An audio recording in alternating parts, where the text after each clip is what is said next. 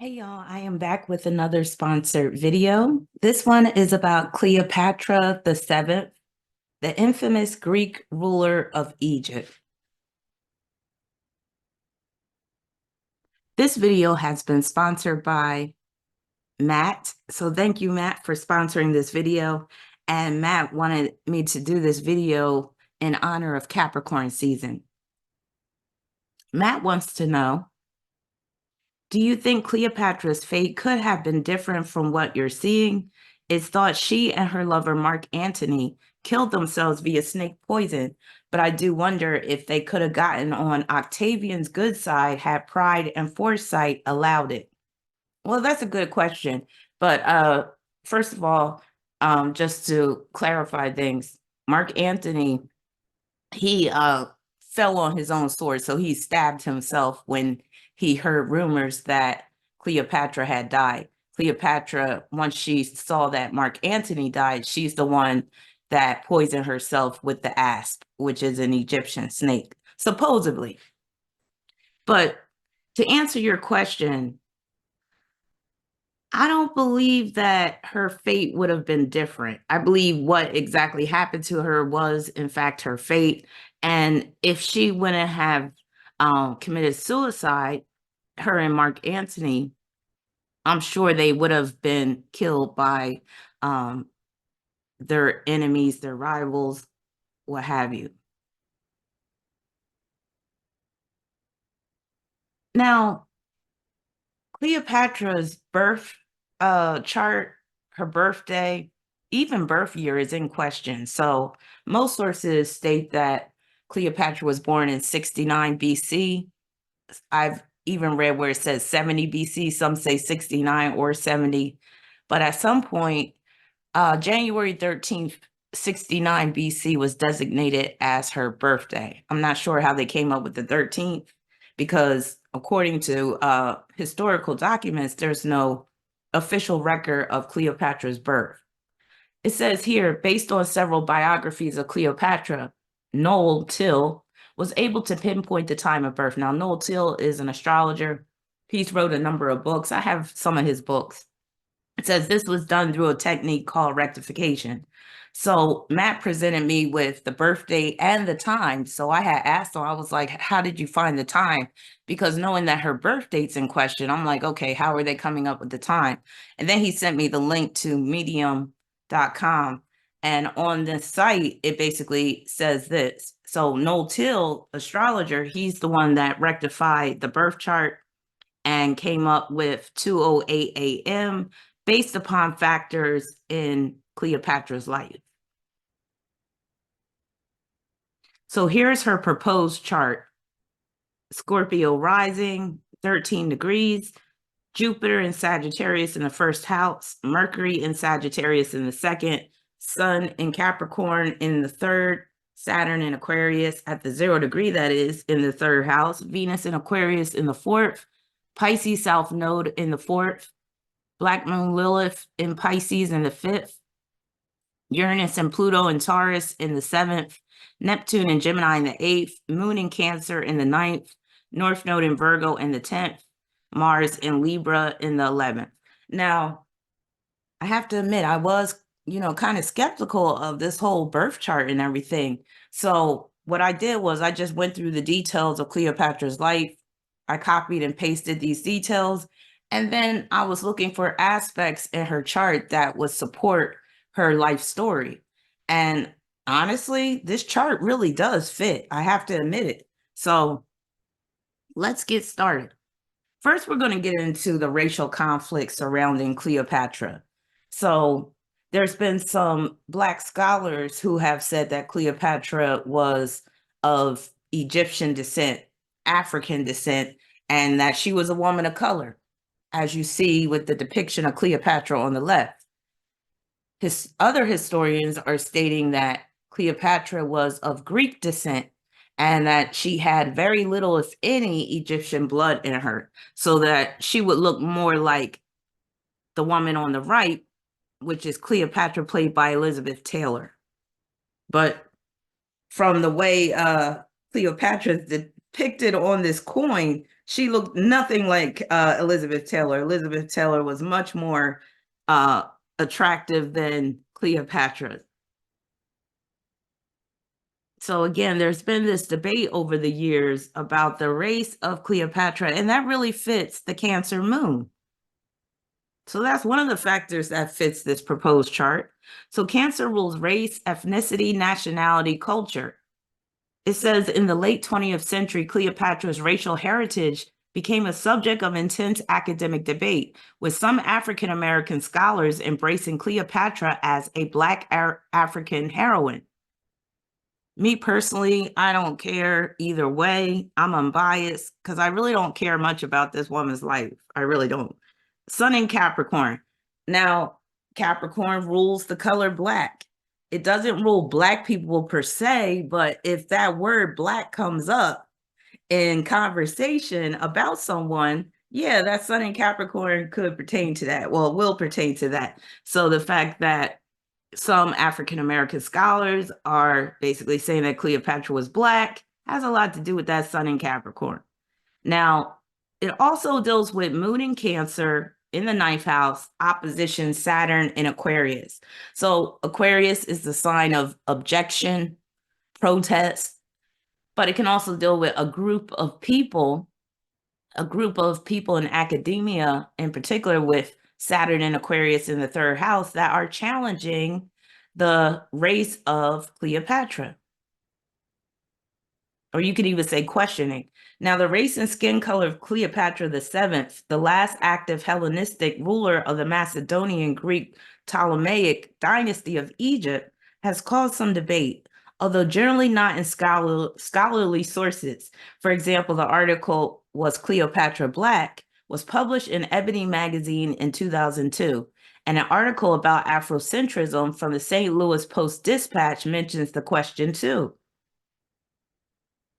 Mary Lefkowitz, professor emerita of classical studies at Wellesley College, traces the main origins of the Black Cleopatra claim to the 1946 book by J.A. Rogers called World's Great Men of Color, although noting that the idea of Cleopatra as Black goes back to at least the 19th century. Lefkowitz refutes Rogers' hypothesis.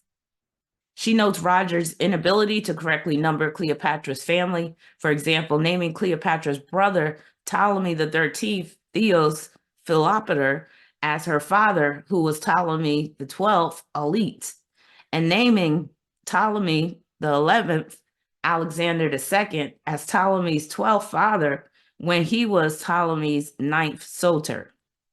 That's a mouthful. Using as his main sources a misinterpretation of William Shakespeare's Antony and Cleopatra, written over 1,500 years after Cleopatra's death, and falsely citing Encyclopedia Britannica, when in fact it did not then or ever claim Cleopatra was Black, and that his presumption Cleopatra's paternal grandmother was a Black African slave is based in the more recent past. So here's a depiction of Cleopatra. And this depiction is based off of the coins that were printed or minted with her image on it. Cleopatra was actually Greek and a member of the Ptolemaic dynasty, which ruled Egypt after the death of Alexander the Great. So that's Moon in Cancer in the 9th house. So that fits. So that Moon in Cancer deals with her basically being Greek and traveling throughout the world, settling in Egypt. Well, she was born in Alexandria, Egypt, but she was of Greek descent. So that multiculturalism theme of the Moon in Cancer in the 9th house plays out, as well as the theme of her traveling.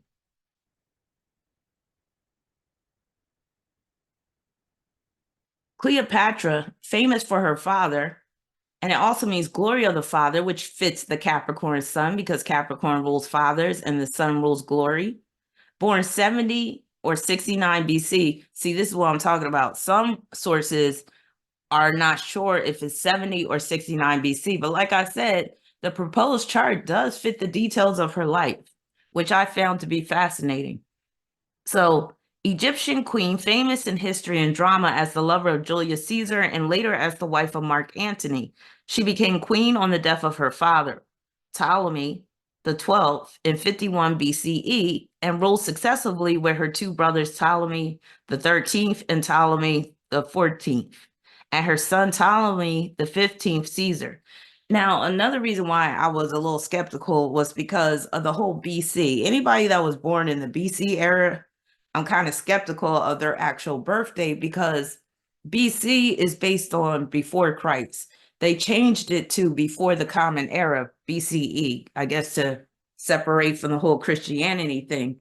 But basically, the timeline is based upon Christianity, and there's no definite account of Jesus' birth. So there's been a number of scholars who have disagreed on when actually what year Jesus Christ was born. So that's why I was also skeptical, because I'm like, okay, all of this is being based upon the point of Christ's birth. And some are saying he was born in 4 BC, 3 BC. And I'm like, okay, 3 BC, 4 BC, but BC was before Christ. But again, at some point they changed it to the Common Era.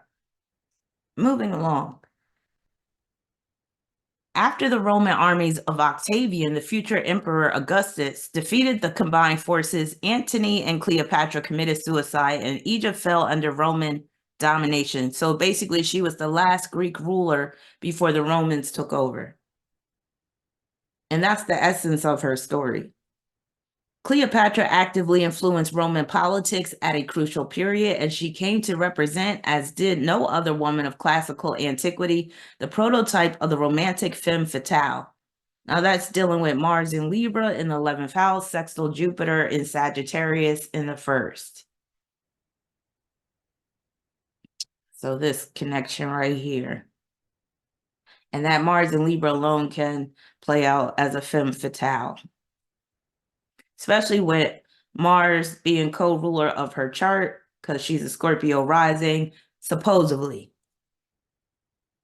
Cleopatra was of Macedonian descent and had little, if any, Egyptian blood, although the classical author Plutarch wrote that she alone of her house took the trouble to learn Egyptian and for political reasons styled herself as the new Isis, a title that distinguished her from the earlier Ptolemaic Queen Cleopatra III, who had also claimed to be the living embodiment of the goddess Isis. So that's very much that moon in the 9th house too. So Matt, you had proposed that Cleopatra's mother could have been multiracial or biracial or maybe even of color because that moon's in the 9th house. But I'm seeing that 9th house mainly dealing with the empire. Also, just the fact that she's a Greek woman ruling in a foreign territory, which would be Egypt. And then also the politics that took place with that moon in the 9th house and her trying to be the embodiment of the goddess Isis, because that 9th house is the domain of goddesses, especially when that moon is in there. So the fact that she could speak a number of languages, she learned how to speak Egyptian, and especially for political reasons, is dealing with her Mercury in Sagittarius. And with it being in the 2nd house, she saw it as an asset, learning those different languages. Cleopatra is probably best known for her love affair with the Roman general and statesman Mark Antony, as well as her earlier affair with Julius Caesar. So these affairs with Mark Antony and Julius Caesar is dealing with Sun in Capricorn, trine Uranus in Taurus. So again, I'm looking at these aspects and I'm like, hey, it does fit. Now, keep in mind that you could have a totally different chart and have different aspects, but with similar themes, and that could fit as well. But this proposed chart does seem pretty accurate from the aspects. So that Sun in Capricorn, that's her getting with heads of state, you know, emperors or statesmen, or you could say the general. Trine Uranus and Taurus in the 7th house. 7th house is marriage, relationships. The Uranus part is dealing with alliances.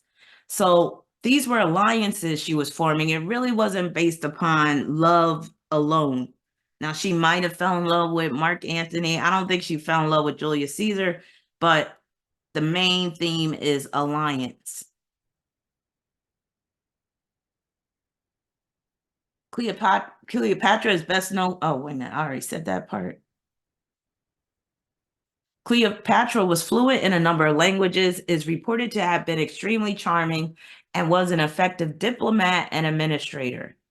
Cleopatra, however, was fluent in Egyptian, eloquent in her native Greek, and proficient in other languages as well. Because of this, she was able to communicate easily with diplomats from other countries without the need of a translator, and shortly after assuming the throne, without bothering to hear the counsel of her advisors on matters of the state.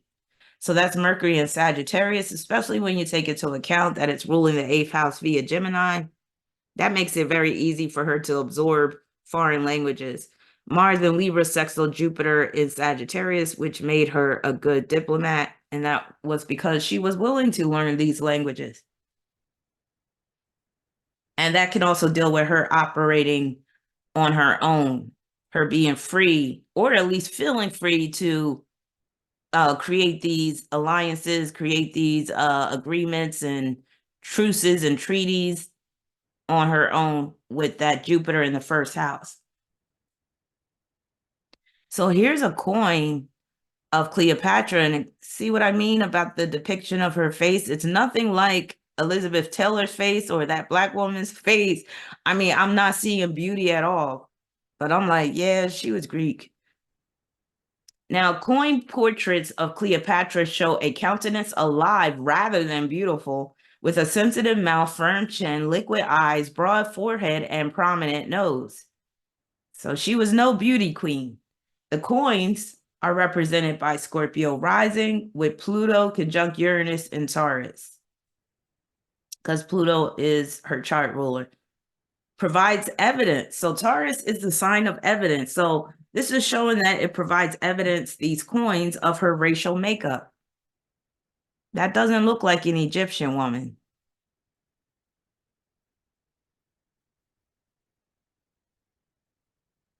When Ptolemy the 12th died in 51 BCE, the throne passed to his young son, Ptolemy the 13th, and daughter, Cleopatra the 12th.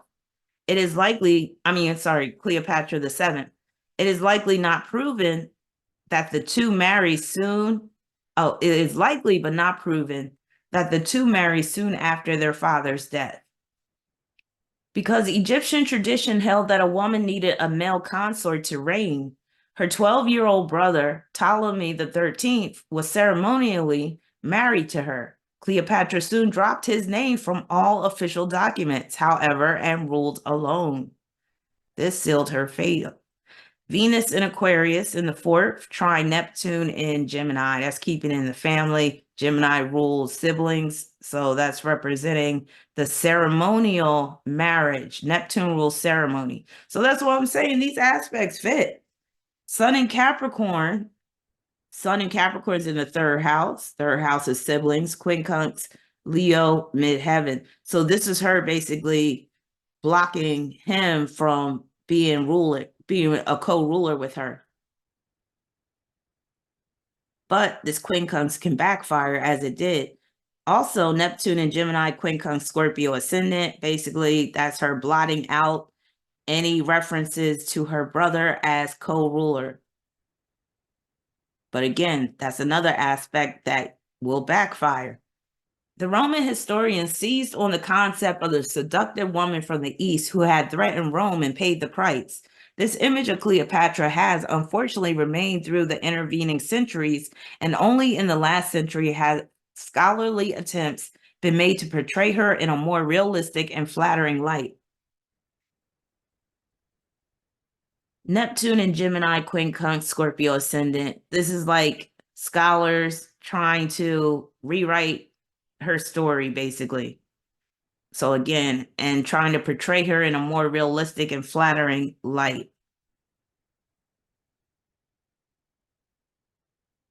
And then Neptune quincunx ascendant could deal with lies too that have been told about her. Now, evidence shows that the first decree in which Ptolemy's name precedes Cleopatra's was in October of 50 BCE.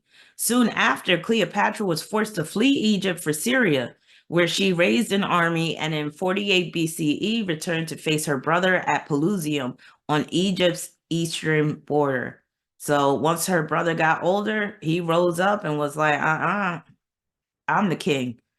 So this is dealing with Neptune and Gemini squaring the Virgo North Node in the 10th and the Pisces South Node in the 4th. So her brother is basically putting fear into her and causing her to flee for Syria. So again, that moon in the 9th house points to her traveling to far off places. That yacht, so she got a yacht in her chart involving Mercury and Sagittarius, quincunx the Cancer moon, and forming a quincunx with Uranus and Taurus. You could throw Pluto in there as well. And also Mars and Libra, sextile Jupiter and Sagittarius. That's the part where she was able to raise the army to face her brother. The yacht is dealing with her brother, in particular with that Mercury and Sagittarius. Her habit of making decisions and acting on them without the counsel of the members of her court upsets some of the high-ranking officials. One example of this was when Roman mercenary lieutenants employed by the Ptolemaic crown murdered the sons of the Roman governor of Syria to prevent them from requesting her assistance. She immediately arrested the lieutenants responsible and turned them over to the aggrieved father for punishment. In spite of her many achievements, her court was not pleased with her independent attitude. In 48 BCE, her chief advisor, Pothinus, along with another, Theodotus of Chios, and the general Achilles, overthrew her and placed Ptolemy the 13th on the throne. So remember, Ptolemy the 13th was her brother, believing him to be easier to control than his sister. Cleopatra and her half-sister, Arsinoe, fled to the Thebaid, I don't know if I'm pronouncing some of these words right, for safety.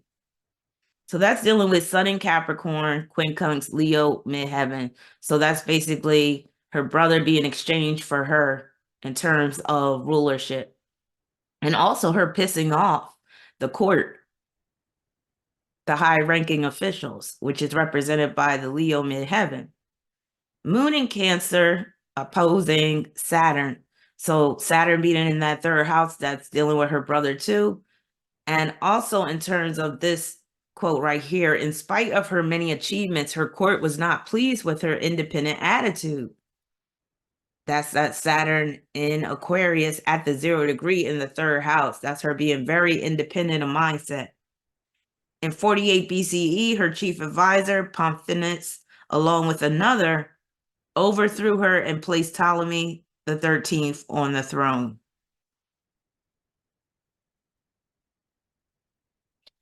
And she has a grand cross in her chart, her proposed chart that is, involving Jupiter, Neptune, and the nodes. And this grand cross is basically dealing with her being caught up in this whole situation involving her brother, but also her sister, and also the rulers of Rome, the Roman Empire. So here it is right here. Whenever you got a grand cross involving the nodes, it's like you're going to have a very heavily fated life.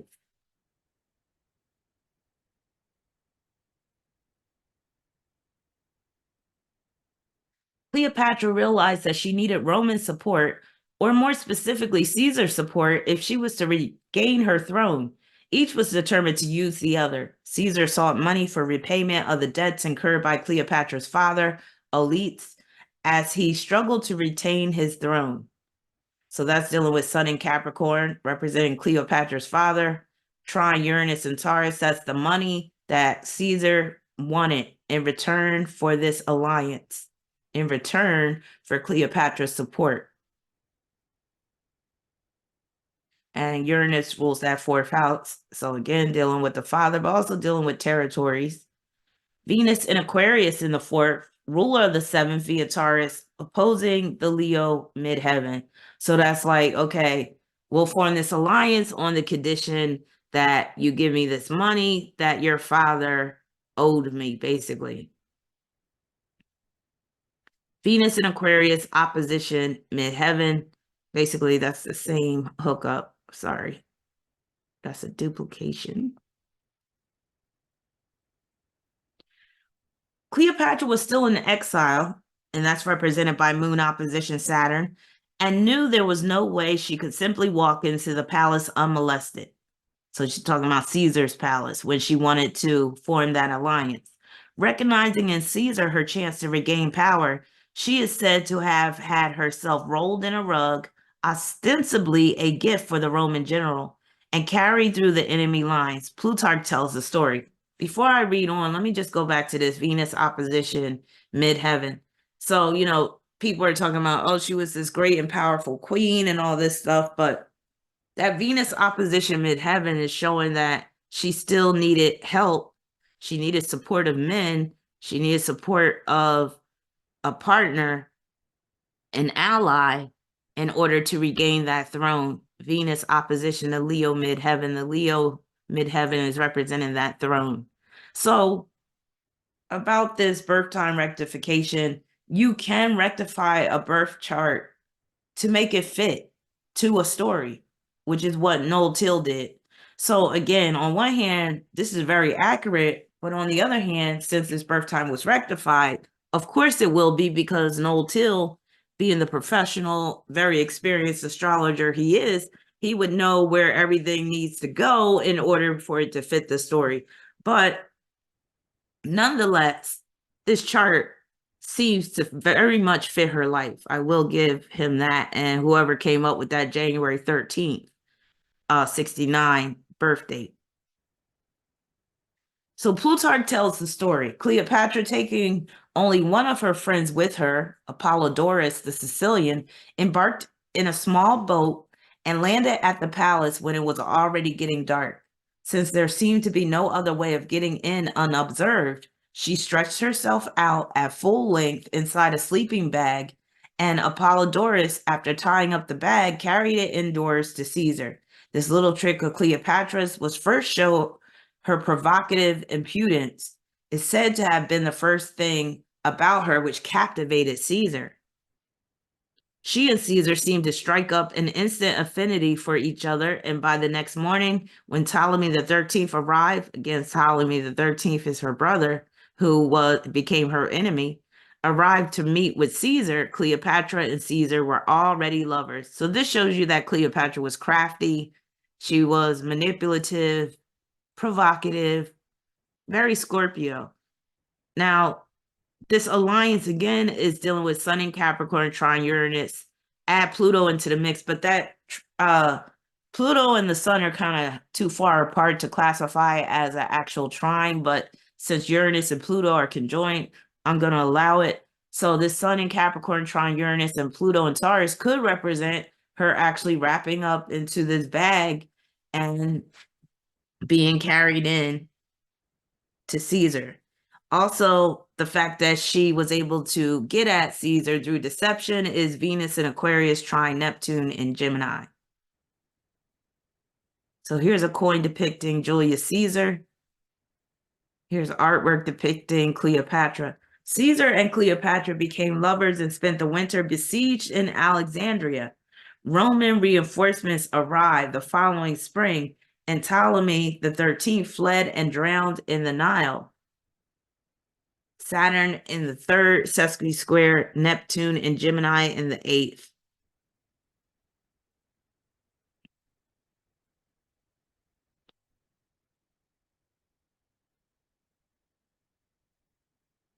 In 46 BCE, Caesar returned to Rome and shortly after bought Cleopatra, their son, and her entire entourage to live there.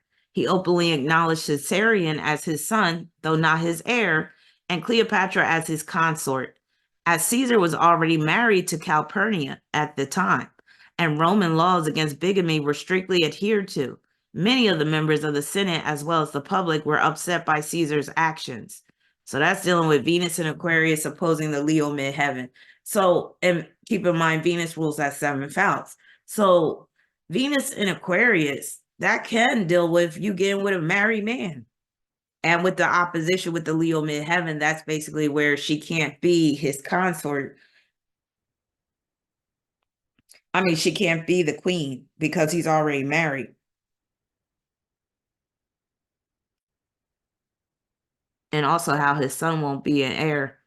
Now, before the Roman victory over Ptolemy the 13th, however, Cleopatra's half-sister Arsinoe had returned with her fled the palace for Achilles' camp, and had herself proclaimed queen in Cleopatra's place. That's that yacht involving Mercury. So she not only had to worry about her brother, she had a low down dirty sister too. So Ptolemy the 13th drowned in the Nile attempting to escape after the battle, and the other leaders of the coup against Cleopatra were killed in battle or shortly afterwards. Arsinoe was captured and sent to Rome in defeat, but was spared her life by Caesar, who exiled her to live in the temple of Artemis at Ephesus, where she would remain until 41 BCE, when at Cleopatra's urging, Mark Antony had her executed. So Cleopatra called for the execution of her sister after her sister betrayed her. So this is dealing with that yacht again. Mercury in Sagittarius, quincunx moon in Cancer. That's basically her taking over once she was able to go back to that camp.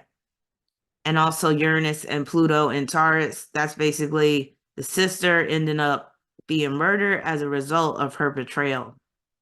Also, Neptune and Gemini, quincunx Scorpio ascendant. That is basically representing a sibling that does some sneaky, low down, dirty, shady shit, and where Cleopatra feels betrayed in the process and she wants revenge. Cleopatra, now married to her brother Ptolemy the 14th, was restored to her throne. So she married her younger brother and then her even younger brother in order to be restored to the throne.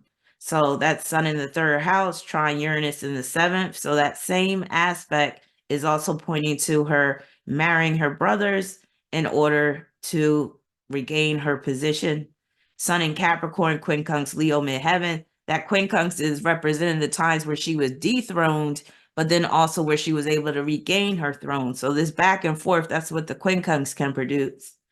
In June 47 BCE, she gave birth to Ptolemy Caesar, known to the people of Alexandria as Caesarion or Little Caesar. Whether Caesar was the father of Caesarion, as his name implies, cannot now be known. Now, Sun in Capricorn can deal with being named after one's father in some cases. In 40 BCE, Cleopatra gave birth to twins, whom she named Alexander Helios, which means the sun, and Cleopatra Selene, which means the moon. I thought that was cute. So the fact that she gave birth to twins can be seen through Neptune and Gemini, ruler of the fifth house, because Pisces is on the fifth house cusp. So again, I'm like, this does fit. Neptune is in Gemini right here, and it's ruling that fifth house. Fifth house is children. Here's the coins of Cleopatra and what's this? This is Mark Antony. As you can see, both of them were rather unattractive. So these movies that be having these glamorous looking, attractive actors, it's just a bunch of lies. And that very much deals with that Neptune quincunx ascendant, because Neptune also rules Hollywood. So it's showing basically how Hollywood is lying about how this woman looked.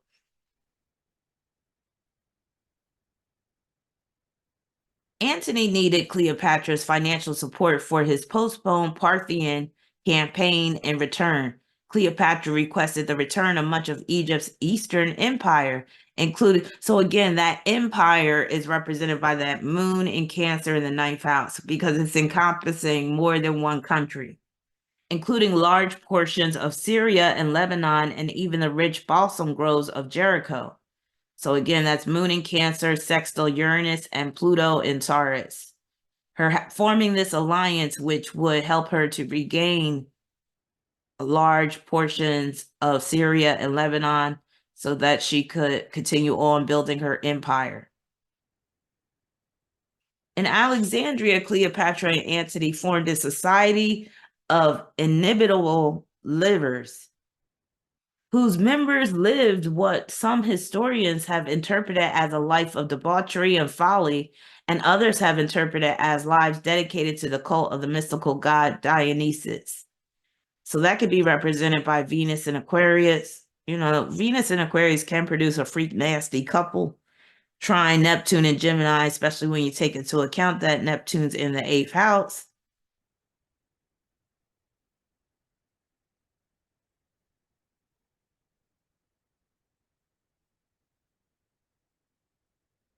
Mark Antony and Cleopatra instantly became lovers and would remain so for the next 10 years. That whole instantly, very sun-trying Uranus. She would bear him 3 children, Cleopatra, Selene II, Alexander Helios, and Ptolemy Philadelphus. And he considered for his wife, even though he was married first to Fulvia and then to Octavia, the sister of Octavian. He eventually divorced Octavia to marry Cleopatra legally.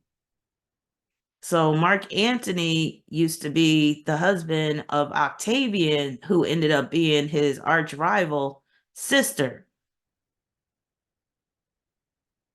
During these years, Antony's relationship with Octavian would steadily disintegrate.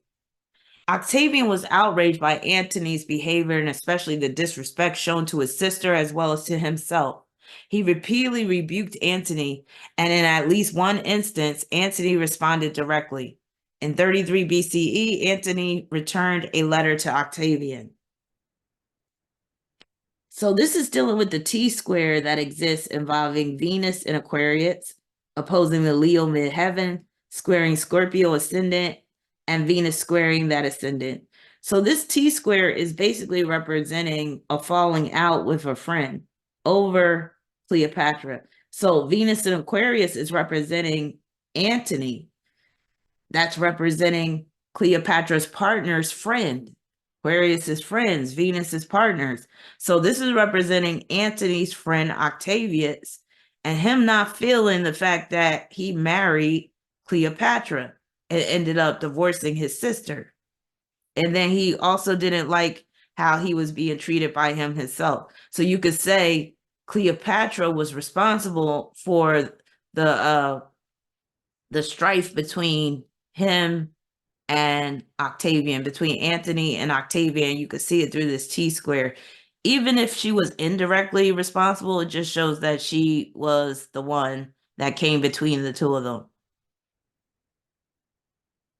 The naval battle of Actium, in which Octavian faced the combined forces of Antony and Cleopatra on September 2nd, 31 BCE, was a disaster for the Egyptians.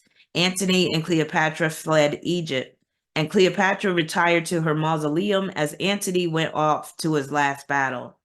So this is dealing with that Neptune and Gemini squaring the Virgo North Node and the Pisces South Node, especially with the Pisces South Node in the 4th. That's her retreating to the mausoleum. Them fleeing is being triggered by these combined forces not working out.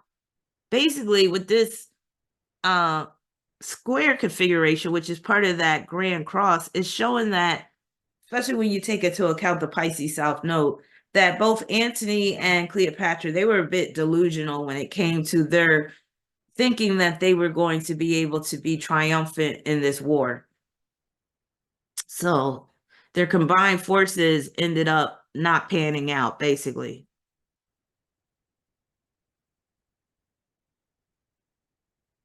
Receiving the false news that Cleopatra had died, Antony fell on his sword. In a last excess of devotion, he had himself carried to Cleopatra's retreat and there died, after bidding her to make peace with Octavian. So Venus in Aquarius, square Scorpio ascendant. So that could deal with where Antony, represented by Venus in Aquarius, is under the impression that Cleopatra's dead, which causes him to want to die as well.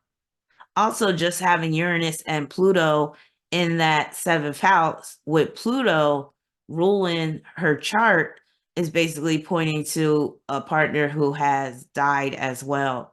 It doesn't necessarily mean suicide, though.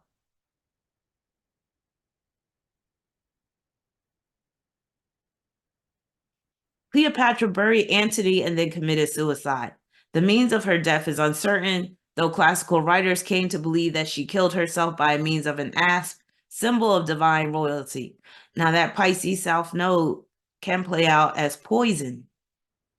Neptune rules poison as well.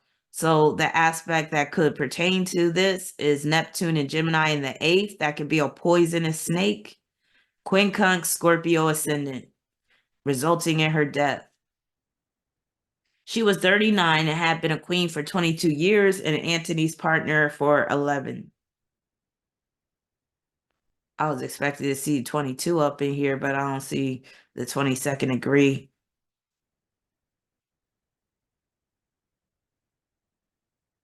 They were buried together as both of them had wished, and with them was buried the Roman Republic. So I'm seeing that represented by the moon in Cancer, sextile Uranus, and Pluto in Taurus. So that moon in Cancer is representing the grave, and then them being able to be buried together, Uranus and Pluto in Taurus, with Pluto being her chart ruler. So that's the reading on Cleopatra the Seventh. Again, I'm still somewhat skeptical about her actual birthday and birth time and all that type of stuff, but like I said, like the chart that is proposed does seem to fit in a number of ways, as I showed you. So let me know what you think in the comments section. And if you would like to sponsor a video, I'm going to leave the instructions in the description section. If you would like a reading, my website will be in the description section as well. Peace and many blessings. Thanks again, Matt, for sponsoring this video.